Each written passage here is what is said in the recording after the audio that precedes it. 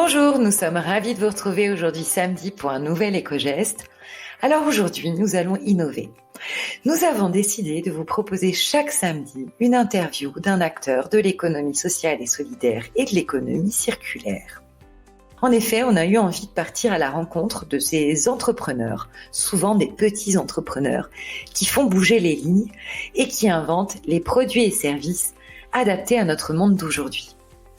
Alors sans plus attendre, je vous laisse découvrir cette interview de Alexia Pelassi et vous donne dès à présent rendez-vous dès samedi prochain pour l'interview d'un nouvel entrepreneur. Et bien sûr, les éco-gestes restent les éco-gestes, donc vous pouvez également nous retrouver demain pour un nouvel éco-geste. Bonjour Alexia, bienvenue sur le podcast Éco-Geste. Je suis ravie de t'accueillir aujourd'hui.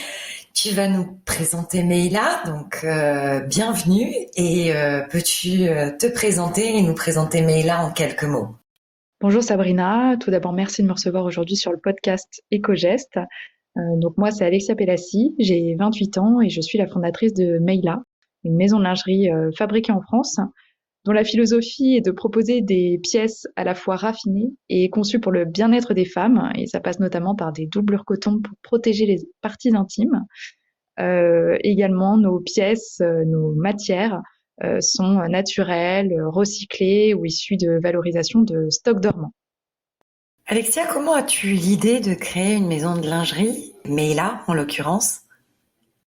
Alors l'idée de créer Meila, elle m'est venue par un constat que j'ai fait et que beaucoup de femmes font au moins une fois dans leur vie, c'est qu'il y a beau avoir une centaine de marques sur le marché français dans la lingerie, je trouve qu'il faut toujours choisir entre le confort et l'esthétique dans la lingerie. Donc l'esthétique, c'est bien joli, mais la dentelle, ça gratte souvent, ça irrite, ça démange. Et le côté confort, c'est souvent des culottes un peu homeware, un peu grand-mère, et c'est pas forcément très sexy. Et je vois pas pourquoi on devrait choisir. Donc vraiment, Meila, l'objectif, c'est de réconcilier justement, de plus faire de compromis et de réconcilier le confort et l'esthétique. Meila est une maison de lingerie française et je crois qu'elle porte dans son ADN l'éco-responsabilité. Est-ce que tu peux nous en parler? Effectivement, suite à l'idée, se sont greffés un peu mes valeurs, mes différents engagements personnels. Et donc pour moi, ça me paraissait évident de faire une production française, parce que déjà, le savoir-faire corsetier, c'est français, même s'il a été délocalisé ces dernières décennies. Voilà, c'est quand même quelque chose de français. Ensuite, c'est local. Je trouve que c'est important de redynamiser le territoire, de préserver, faire perdurer un savoir-faire. Et puis en plus, pour l'empreinte carbone, c'est toujours mieux.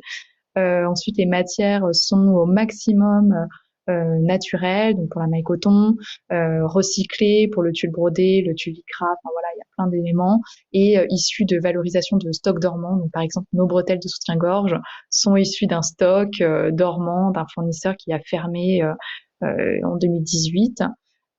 Et ensuite, nos matières premières sont uniquement sourcées en Europe. Et ça aussi, c'était très très important pour moi, pour éviter de faire des kilomètres. Et puis en plus, on a la chance de pas forcément toujours avoir les fournisseurs en France, mais à minima en Europe.